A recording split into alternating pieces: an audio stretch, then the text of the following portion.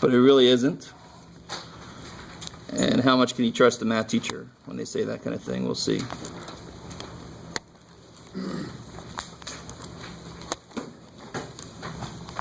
Camera, work with me.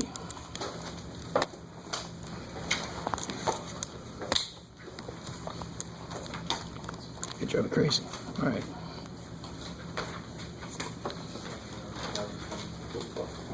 So, let's start with a nice one first. I'm going to show you the main thing you want to do. So I'll give you one that's sort of set up already. So if we have a, let's say, here we go, that's perfect. It doesn't really matter. So let's say we have a cost function for something. So just like you can have f of x, you can actually make the letter you use more relevant. So if I had a profit function, I'd use p. If I had a number of children that you could expect to have, I'd have an n of whatever. So this is the cost, given that I'm going to make so many widgets, right? Or whatever made-up unit they use now in business course. So say the cost of doing something had this function. Take exactly this problem.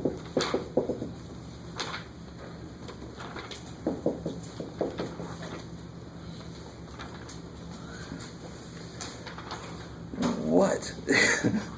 All right, here's this problem. Sweet Harmony Crafts has determined that when X 100 dobros are built. I have no idea what a dobro is. No, anyway? Where are you at? So this is, in case you're curious, this is number 10 in section 13A.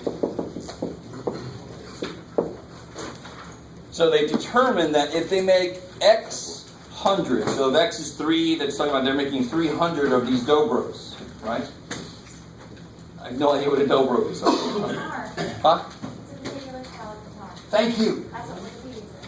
Oh, sweet. Look at that. Technology kicks ass. I couldn't look it up because my phone is currently busy. So a dobro is a type of guitar? Yeah. Okay, now I have an idea of how big we're talking. I didn't know if it was a shed or what. So this is the cost function. I really desperately want you guys to understand. This is actually not that far off from real world. You calculate what your cost would be, and of course the more you make, there's costs associated with materials for these things. You kind of with me? So the more you make, the more your cost rises. So I want to try to minimize the cost. And how do I know that this cost is going to have a minimum? Because it's positive, so it opens up. So if it opened down, if this is negative 0.1, it would have a maximum, right? And then I'd stay away from that maximum cost.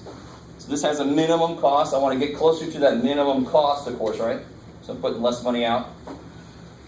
Okay, so this is nice. This is actually not even a word problem. They put it in this section, so it's great. It's done. It's really done. I'm almost done. How do I find that minimum? Where will the minimum occur? At the vertex. At the vertex. So what's the quickest way to find? Negative b over 2a. Find min means find vertex. They're the same thing. Get out of there. Okay. Yeah. So if I can find the vertex, and the quickest way to find the vertex is to use the shortcut. I could take this and put it in the standard form. Complete the square. Good God, no, please don't do that. So the quickest way to find the vertex is negative b over 2a. That would be the x part.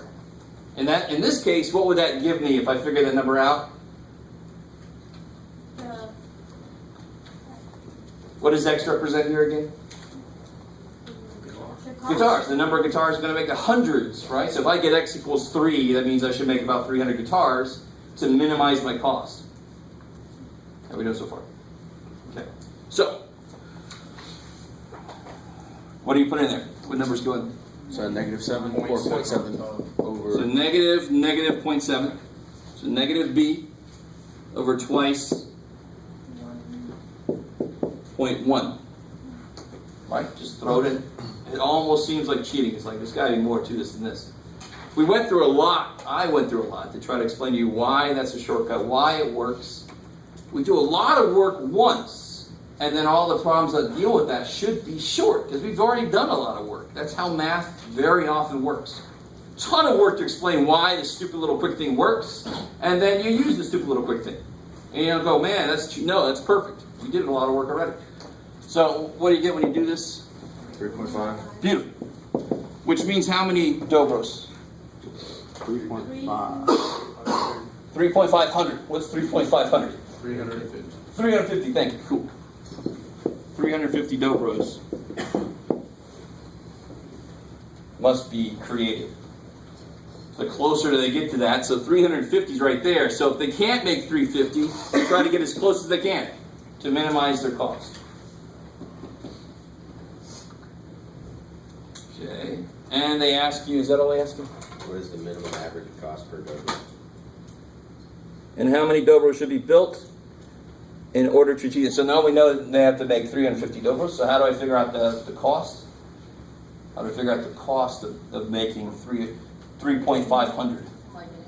Plug it in. I love it. Just finish the vertex. We got the X piece. The input in this case is number of guitars. The output would be cost. So just got to throw it in. So this got a problem. Find the minimum, find the maximum, blah. You create this equation. In this case, they gave it to us. Once you get it, you do this. That's going to be the input, whatever the hell the input is. Input could be number of guitars, it could be years, it could be number of kids, it could be whatever. And then you throw it back in to get the output. The output could be area, cost, profit, whatever. So what do you get when you throw that in? What's C of 3.5? Don't put 350 in there. Good God. All right, that would be 35,000 guitars for your little shop. Your little corner dobro shop. See those all over the place. So what do you get when you throw that in?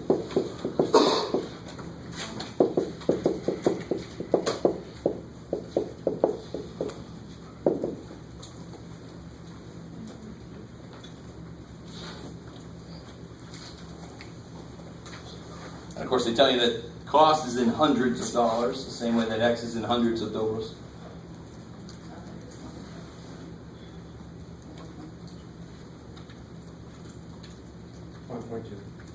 $1.2? Neato. So what is that really? $120. So whatever that's Really? multiplied by That's how really much? small. So again? Whatever we get down to the Exactly, because cost is in hundreds of dollars. Yeah. So the formula is set up to work that way. And that kind of makes sense. If I'm dealing with millions of dollars, I don't want to have these ugly numbers. I'm going to say let X be number of millions. So if again the answer is 5.7, that's 5.7 million, whatever. Cool. We see that all the time in math, so we have numbers smaller to work with. All right, how do you feel about that by itself? It's pretty, actually really quick. It would have been quicker if I wouldn't have talked so much, because you just take, bam, figure out what that represents when you get the number, and then do they ask you more? Yes, they want to know what the cost is, so you got to throw it back in. Okay, so let's try another one where we actually have to create the formula ourselves. That's where word problems get worse.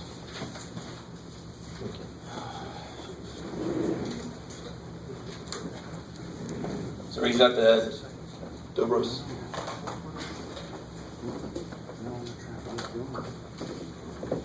That sounds like a pizza shop or something. Dobros. So another big one for this is the geometrical stuff. So number 11 is the next one down.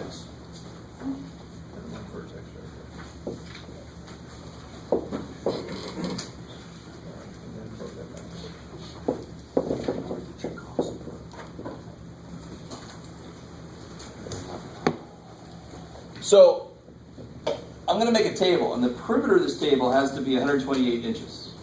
Or maybe they have a 128 inch long banner thing that they want to put around it. You kind of with me? Now, how many ways is there to make a rectangle that has a perimeter of 128 inches? A whole lot. Yeah, what's one way? Somebody give me one way. How can I make this have a perimeter of 128 inches? If the perimeter is 128, how much is halfway around? 64. So then any combination I can think of, if I make this 30, this has to be 34. And then it's 128 all the way around, right? Because it's 64 halfway. So how many ways could I do that? Well, what about 30.1 and 33.9? Oh, now you're just getting crazy, Ken. Right? It could be 20 and 44. I mean, there's a lot, like Chris said. How are we doing so far? So that's a good thing to realize. You get so many of these rectangle problems in math. The algebra helps us so we don't have to guess and check. In fact, I desperately, if anybody guesses and checks on this test, I'm not really sure at the moment what I'm going to do, but it would be something drastic. It just drives me crazy. I will have answers that won't be nice. So there's no way you can guess and check until you get to 3 squared root of 7. You are not going to do that, right? You're going to guess and check 4 or something. You're not going to get the ugly answers I'm going to make. So there's a lot of ways to do that perimeter, but they want the specific way to have the maximum area. So I want them to be able to tape their stupid little banner all the way around, right? Selling Dobros, right? On the little table on in their tent. But at the same time, I want to be able to put the most stuff on the damn thing, right? So tables of 4. You with me? So George Carlin routine there somewhere. The bigger table, more stuff you got something you put on it. So what they tell me something. They tell me that the perimeter is this, and then they ask me what? That's the maximum. Yeah, how do you find the maximum area? Good. Okay. I really want you to get this. Because you're going to be doing a lot more of this kind of thing in pre-calculus. And then if you go into calculus, you're going to be doing even more. Then you can deal with all kinds of shapes. You don't have to stick with just rectangles. So I desperately try to teach these kind of problems, with these optimization problems. Maximum, minimum, trying to optimize something. You with me? Trying to optimize something. Very often you think of business where you're trying to optimize profit or minimize cost. Trying to optimize something. They're going to tell you something that has its own equation, and they're going to ask you something that has its own equation. And you want to work with both of those things. So what's the equation that goes along with what they tell me? 2L, Sure. 2WL. Yeah, the perimeter is 2L plus 2W. And the perimeter is 128. So that's what they tell me. Bless you. Now come in with what they ask me. What's the area formula? And LW. 11. Cool. What's the only shape that we know how to find the max and min for? Parabola, right? And there are shapes like this that have things that look like parabolas, but they're not really parabolas, so calculus is where we have to wait to get that. When you do calculus, you'll be able to do higher, like x cubed, x to the 4th. Here, we can't handle it because none of these are really parabolas. They can't be x equal negative e over 2a to find them or something. No, you need some calc to help you out. So somehow a parabola is going to come out of this thing, right? That seems a little freaky at the moment. But how can I use this to help me here? What really sucks about this equation? There's a freaking ton of variables, right? We're used to having just one variable. There's actually 2. I don't have to worry about a because I'm just going to maximize it. It's not really a variable. But there's 2 variables here. So what can I do up here to help me with that? Can you try to solve for one variable? Yeah, I can solve. What's the very first thing I can do considering all the numbers? Yeah, I can cut everything in half. Sure, like we did here, right? So it kind of makes sense if I cut it in half, then that would just be a width and a length. So one length and one width will have to be halfway around. And now solve for which letter? L. I like it. Doesn't matter. So L equals what? 64 minus W. 11. Cool. So now how can you use this? Here. Plug it in. Kick ass. You guys kind of with me? So they give me 2 pieces of information. So it sounds just like a system of equations. I do have one equation that they gave me, they told me, and a second one that they asked me about. So if I plug it in, what do I get? 64 minus W times And what can it do there?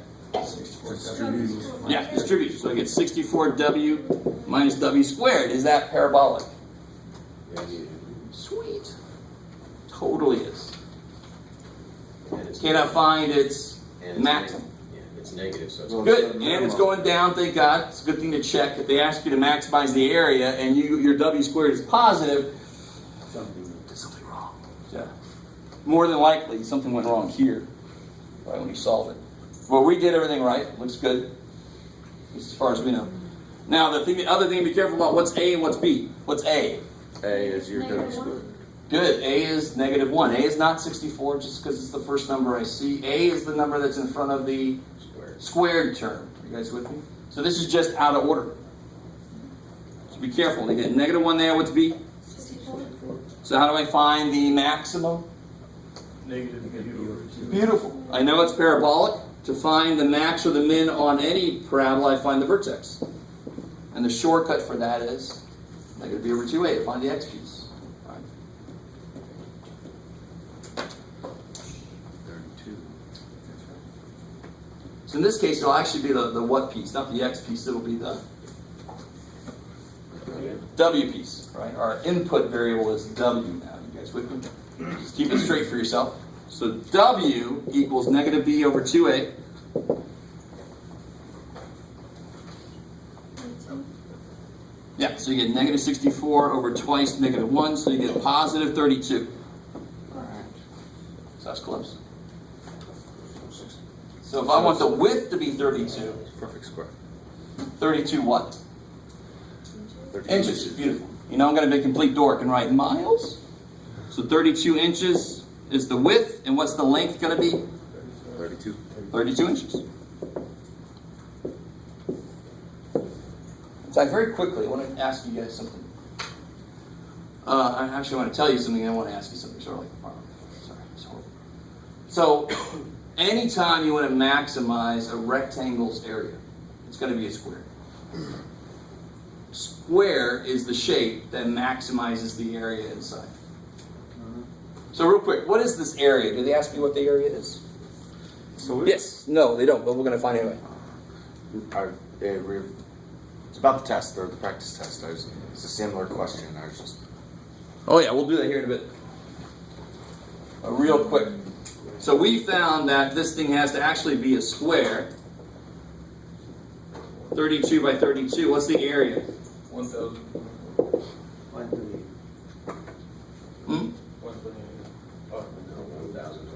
1,024. Sounds better. Not the perimeter, the area. Oh, okay. 1,024 Just square. square inches. I like it. Now, if I just take a step away, if I make this side 31, how long does this side have to be? 33. 33. Good. Remember, because these have to make 64 halfway around. Are you guys still kind of with me? Yeah. Those of you who have been with me for a little while, are you still?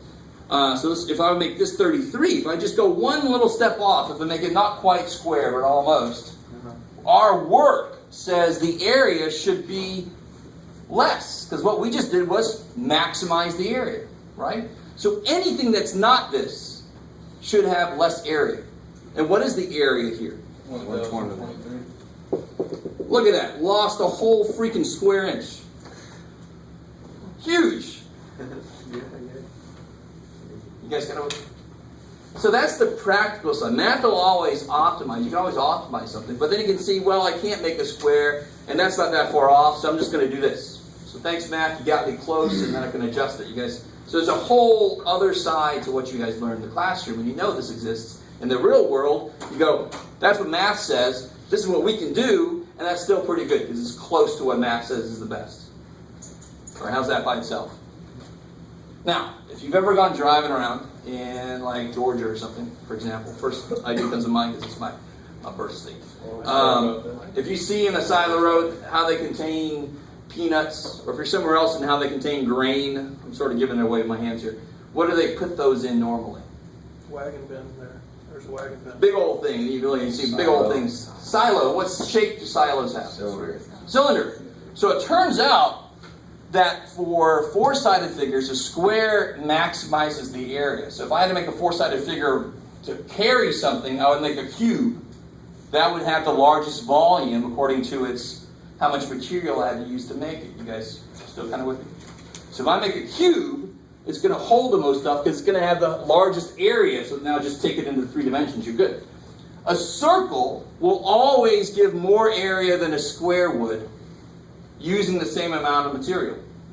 So if I had a piece of metal and I bent it into a square, I'd have a certain area in there. You with me? And then I bend it into a circle. The same amount of material went into it. Now the area will be bigger. So if you just multiply that by the height of these silos, you can hold more and more and more and more stuff, which makes sense for things that are almost liquid in a way anyway. Like grain, if you pour that, it looks like a liquid. It'll fill it up. If I had to fill it up with boxes, I'm not going to make it freaking circular, am I? That's why we don't have circular U-Haul trucks, right? Because we want the corners to put the boxes in. You guys kind of with me? That's crazy. So silos came out not because the math told them it was the best, but they actually did it experimentally and they figured out that holds the most stuff. And then math came in and said, oh yeah, that checks, right? So that's one situation where it was the other way around.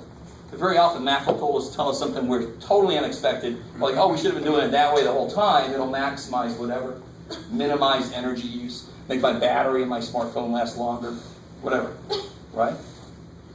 Okay, it's enough of that. PSA, public service announcement about mathematics. You guys try, let me see.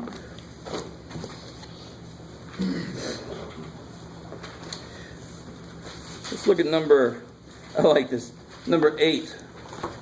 Do number 8.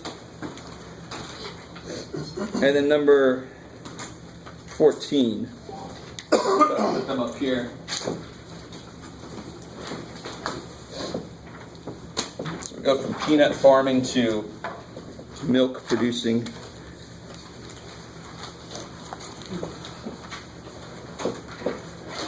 It's 864.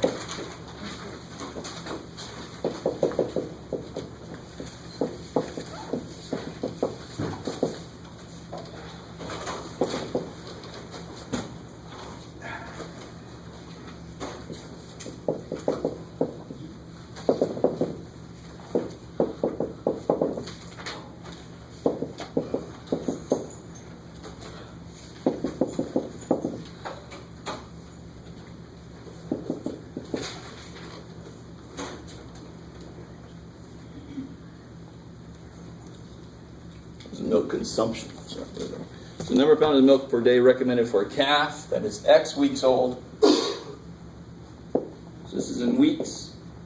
So how much milk will that calf need according to how old that calf is? And you can see this is an actual equation that came out of University of Vermont in '98. I don't know if calves have changed much since then. Probably. Exactly. There's a horror movie about that, actually. About a genetically mutated cow. It's called Isolation. Stay away from it or watch it. It's really good, actually. That's it.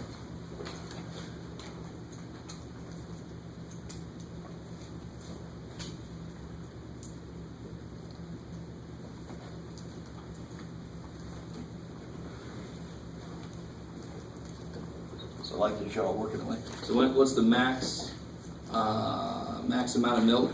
3.25. And when will it need it? So be careful. So basically it becomes what? So I think the number you just gave me is not quite the number I asked for first.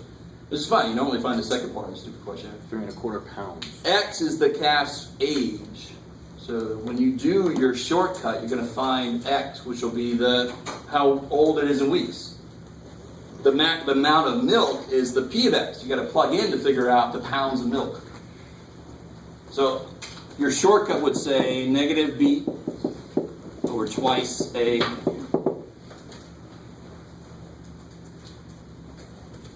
So 3.25. That's what they said, yeah. So that's 3.25 what? Weeks. Good. So always make sure you go back and remember what the variable represents. So say 3.25 pounds. Right? Poor little calf. Take it. It's a pretty strange scene to have in your head. You're like, thank you for that. And then, how many pounds of milk does that 3.25 weeks old calf need?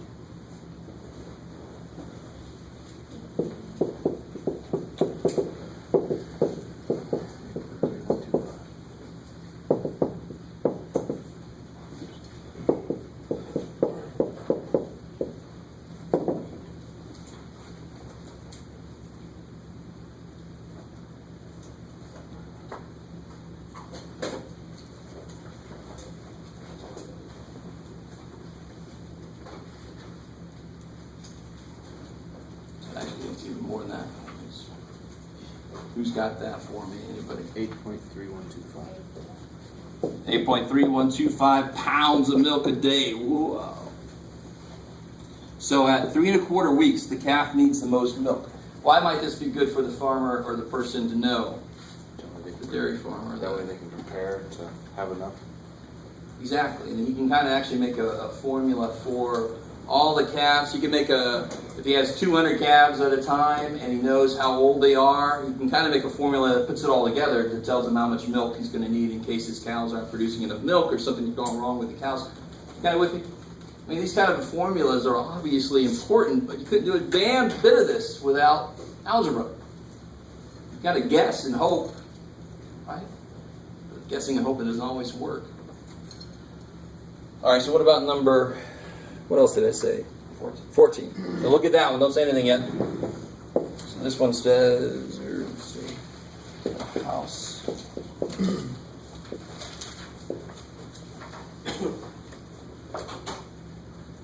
There's going to be a garden here.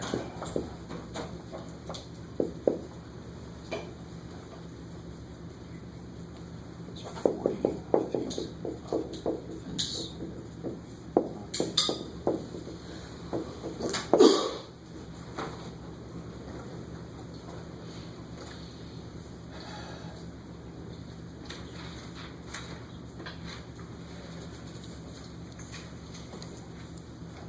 So in that garden, she's got 40 feet of fence you can use. Yeah.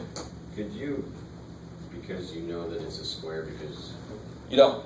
What's different here is all the perimeter going into creating your shape. One side of the shape is already there. oh yes, So there's a difference. If you ever want to use all the way around, it's going to be a square. We're going to see something come out of this, which is always true also, but you don't know what it is yet because you haven't done the problem. So it doesn't matter if we put a 2 on the W or the L. Doesn't matter. It's completely arbitrary which one you call W, which one you call L. Don't worry. This problem very often has a river next to it, and you're going to put something in there that you hope doesn't swim, I guess.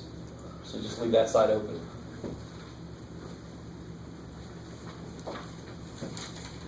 Nature finds a way, so you'll learn how to swim. Escape you.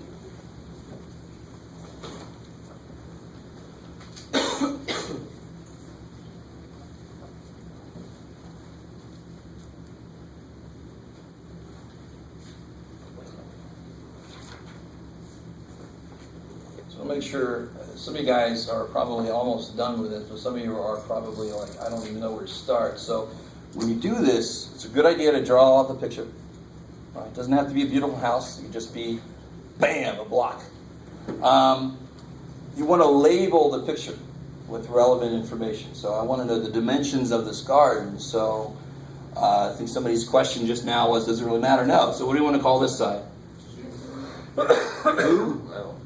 L? So this side is L also, right? Because it's rectangular, not trapezoidal. And this side then is W. You can call them X and Y, I don't care. As long as you give yourself variables to work with, you can start setting up equations. And how many equations do you need to set up? 2, because they gave me information and then they asked me something, right?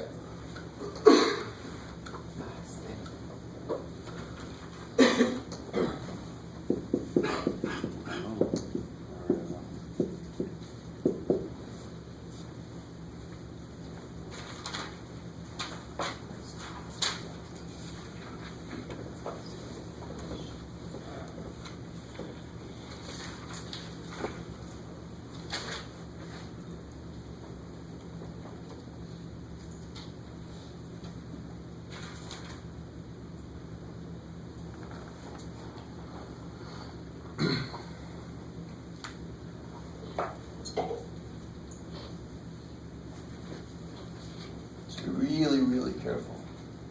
The conversation I just had should help you figure out that the perimeter is not the standard perimeter formula. How do you represent what they tell me? This piece of information there. 2L plus the W. 2L Equal. plus a W. Right? The perimeter is when you add up all the sides. And I only have 3 sides that I have to worry about because the house is there already. Right? So 2L plus W equals perimeter, which is 40. I like it. Cool. So then which letter are you going to solve for? W. Yeah, it's almost solved for W already. So W equals what? 40 minus L. Good, 40 minus 2L. Okay, so there's what I know, right, which doesn't look like a lot. It's useful. And then what do they ask me for? The max Times area. the- Yeah, so what's the formula for area? L times W, I like it. The area doesn't give a crap if the house side is there already and all that. It's still the same amount of area in the middle. It doesn't care, so it just takes the length times the width. It's the perimeter that has to change a little bit because I don't have to enclose that side. It's already enclosed. So now I just do what we just did a minute ago. Area equals, L times 40 minus 2. so area equals 40L Minus 2. minus 2L squared. So, How do you guys feeling so far? I mean, these word problems, that's what I said earlier, now hopefully you guys believe me, are nowhere near as difficult to set up as some of the earlier ones we've done. Let that be true. If you realize there are two main parts, they're going to tell me something, I've got to set that equation up, and they're going to ask me something, I've got to set that equation up.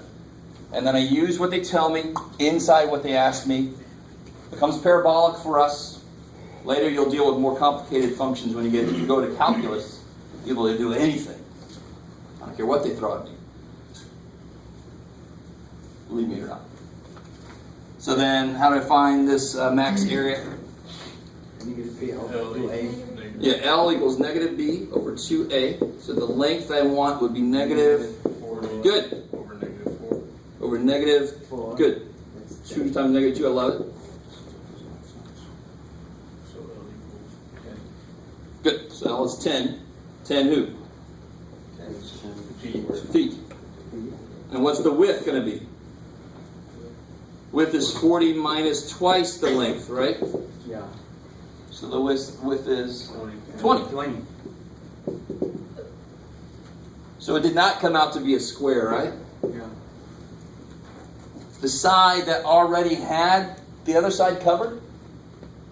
You know, it's kind of like it's neat. Let me take a little side note. Some of you guys are going to maybe freak out, but I don't care. So, that. If I said, so that's 40 feet, right? Yeah. And the math says, oh, if you take that away from me, if I don't need to cover that, I'm just going to put the remainder over there. Do you see, that's what it did. I don't know if you guys see that. If you don't see this, it doesn't matter with much. Right? It's just a neat thing that happens physically. The math here is just telling you what happens physically. This is what you want to set up to get the maximum area. If you don't understand what I just said, it's not a problem. There's no worries with that. Yeah. So in the beginning when I did it, I assumed that there was the other side. I still came out with 10 feet because I said 4L equals 40, and I still got the same right. But you got the width would be 10, right? Yeah. You allow that side. So you got this situation. And Yeah, what we I got, got that. if you do take that away, it actually it got to go somewhere, so it all goes there. So overall, I still got the right answer. I just didn't do any of the thing you asked me to do. you didn't get the right answer. I got the right answer. You used 30 feet of fencing. You didn't use all your fencing. It still says 10. But what's your width? Well, I could have plugged it in after that and got it right afterwards. How do you mean plug it in afterwards? So I mean, if I said 4 times this, it would have ended up, well, I know I have 40 feet of fence. So your perimeter equation was 2L plus 2W equals 40, right? Mm-hmm. So L plus W is 40, is 20. Mm-hmm. So if you got length is 10, Yeah. your width has to be. Yeah, except I know that I'm using, after you said we're not using the house. I know that. All right. I got you. All right. So anyway, not quite right. But that's just, to me, it's kind of a neat little side note on that. So it's always a square. If it can't be a square, it just throws all that extra stuff over there. So if you have a river, Is there a some guy? you have a river and you do this, it's the exact same problem we just did. Instead of a house, you have a river. If this is going to be 7, this is going to be 14. That would maximize that, you know, that kind of thing. You guys would think a little bit. If not, it's okay. Just do the work and you'll see what it is. Okay. Most of you guys are not with me. That's all right. As long as you can do this, I'm happy. You don't have to know if it's going to be a square or not. I don't care. Just do the work. It'll tell you what it is. Yes. So then for maximum area, it's bigger. Because it says, what is the maximum? Yeah, so this area will be 200 feet square. 200 square feet, yeah. And you'd only get 100. Yes. Yeah. Because we were able to use that extra 10 feet of fencing to expand that, yeah. Yes, ma'am. How would we find the two numbers that add to whatever number? I like it. Which one are you looking at? Like number 17 through 22. Sweet. So, those, they're very explicit with their two equations. What's the maximum product of two numbers that add to 18? So what is it that they tell me? X plus Y equals 18. Yeah, they tell me that they add these two numbers, X and Y, add to be 18. And what is it that they ask me? Maximum X times Find the maximum product. So I'll call it the P function. And what's the product of the two numbers? X and Y. X times Y. Yeah, my two numbers are X and Y. Their product is XY. Product means just multiply, right? So then solve for one variable. Yeah. Solve for one in here, plug it in there, you get a parabola to the negative b over 2a. So it's pretty much almost always. They tell you something, you use that inside what they ask you, you make a parabola, you do the negative b over 2a thing, and you're there.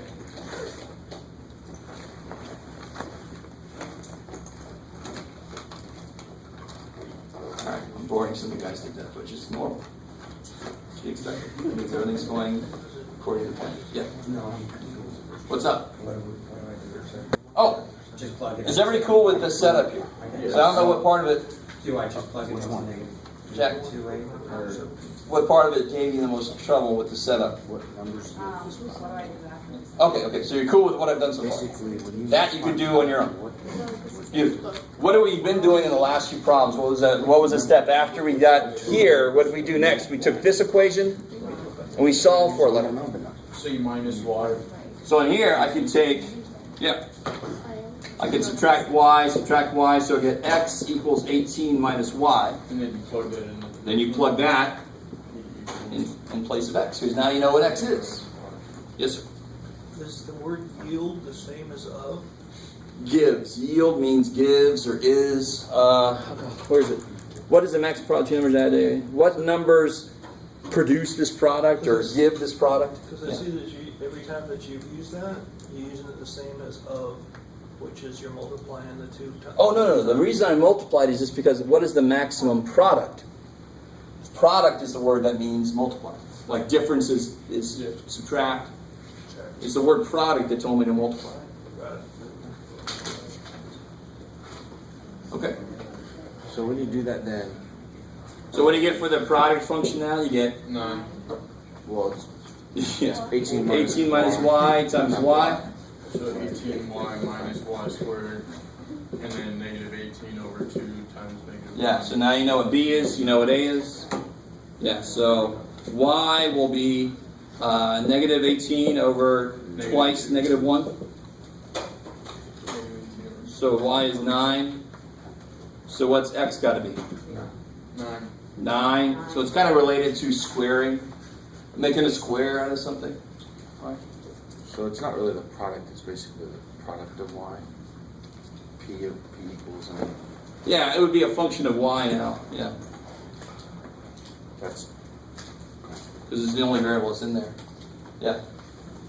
So for these smaller numbers, isn't it always just easier just to take the two biggest ones to add it together? Like right off the bat, like for the I'll make both numbers as big as they individually could be. yeah. So if I made one of them 10, the other one is just 8. So 9's kind of like the fairest way to do it. So then if that one, if it was 19, then it would have to be 10 and 9. No. If they added to be 19, can anybody tell me what the two numbers would be? 9 and 9? No, it could be 10 and 9. X and 9. No, because it's gonna have to. It's gonna You be guys are thinking something way times- too whole number It's wise. gonna be like something times the square root of something times this something times the square root of something. Something. it's gonna be So if I have a sum of 18, this is very much, and be really careful about generalizing too much. Don't think it's always going to come out this way, because there could be some little different thing in the problem. But this is very much related to the answer being a square, but the minute I take a side away, it's not a square anymore. So you don't want to make everything a square, because it's not always going to work. This is exactly the same idea. If two numbers add to 18, the largest product would be make them both the same number, which would be half of this, right? So if I have two numbers add to be 19, what's the largest product? What numbers would make the largest product? Half of 19? 9.5. So let's check it out. What's 9 times 10? Because that adds to 19, right? That's what some of you guys told me might be the answer. 9 times 10 is? 90. 90. What's 9.5 times 9.5? 90.2. 90.25, a little bigger. All right, so that's the maximum. So your answers will not always be whole numbers. In fact, you know they probably won't be with me. So over a large period of time, either cost, savings, or numbers are skewed based on just that little bit. So in other words, if you use this formula over generalization, that's where you can realize a difference. Where normally, like someone else says, oh, it doesn't make a big difference, it's only a little bit. Oh, I see. Yeah. So if this is multiplied by something, like like I said, the circle has more area than the square does. You guys with me? Right. Well, what if the circle contains like half a square inch more? Ooh, but then you multiply by how tall the damn thing is, and then you're talking about a really good amount of volume. Sort of like way back when I made $3.25 an hour. That's minimum wage when I was doing my thing. Oh yeah. Georgia, huh? Yeah, you want to use it. That was the United States. That was a minimum wage. Yeah, but poor Georgia. I think Georgia had it. When I got a 10 cent an hour raise, 10 cents doesn't sound like much, but you're multiplied by the number of hours you're working, so that's actually a pretty good raise. Right nowadays, with your whatever $10, 10 cent minimum wage is going to eventually go to maybe. Yeah, right. Of course, gas costs less than $1. Yes? So for problems like this, will we always use that to set it up? Like the X and Y? Yeah, in general, most of them they'll tell you something, and then they'll ask you something. So you write the equation that goes along with what they tell you, and then you write the equation that goes along with what they ask you, and then you try to see how can I use this to rewrite this. And for like the minimum, would you just do like X minus Y? Or how would you do like a minimum? Well, a minimum would require this to be a plus somehow. So it'd have to be, they have to tell me, find the maximum product for two numbers whose difference is something. Does that make sense? Why do I know this is going to have a maximum? Because this parabola opens down. So if they want to ask me a minimum question, I have to end up with an equation with a parabola opening up. So it has an actual minimum. Cool. Okay, so let's see. Let's transition into general review. That's section 13.8. That's all that 13.8 is. No wonder why I couldn't read the test questions or the practice test. Actually, we might have gotten one though. You left it there. Yeah, yesterday we did up through 13.7. Yesterday. Believe me or not. Let me show you a couple really cool things in the calculator that you'll appreciate me telling you. I'm going to show you how to do complex numbers in the calculator. Cool. On the test, we can't do that. You can do it to check your work. Yeah. Can you be specific on the test when you say complete square versus quadratic? What is your correction? If there was, I wouldn't get it. Do it one more time. What? You said there was no class. We got to do this. Where did I put my little?